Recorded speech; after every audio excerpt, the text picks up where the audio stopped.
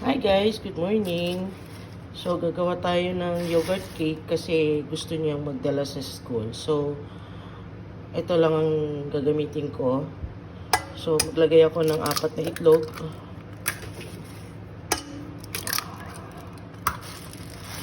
Yan. 4 na itlog.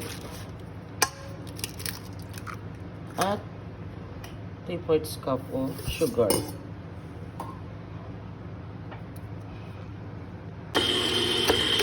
Lang natin siya para mag-ano siya. Kasama na yung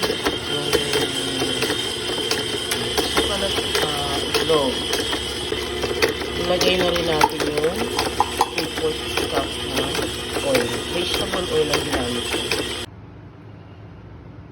At ngayon ilagay ko na yung yogurt. Combine ulit natin siya.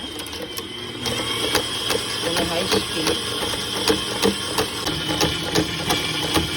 And then, lagay na natin yung vanilla.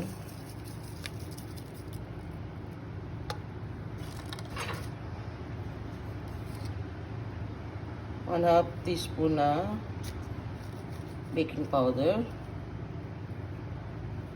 1/2 teaspoon na baking soda. Konting asin. 3 teaspoon ng milk powder.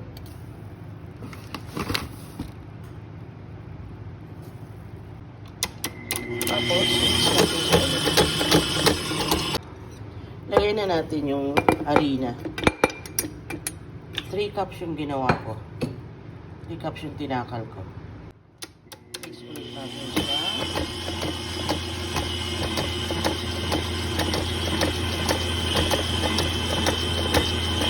So, habang pinapaikot natin yun, ilagay na natin yung baking pan natin.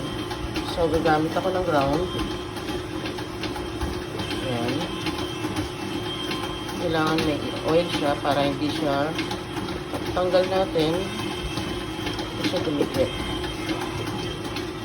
Ayan. So, ilagay na natin yung ating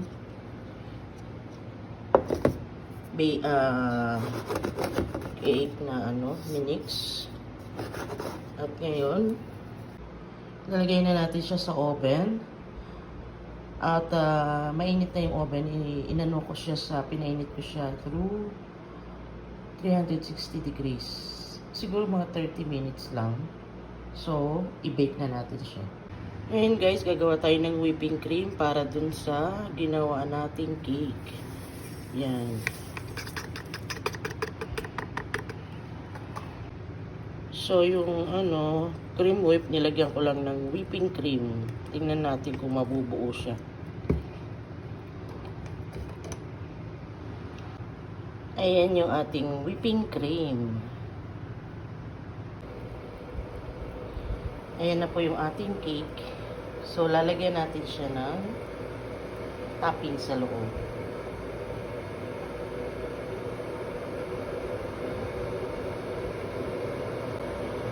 So, guys, ayan na yung ating cake. So, lalagyan na lang natin siya ng dressing sa taas, yung decoration sa taas. Kasi gusto niya may decoration.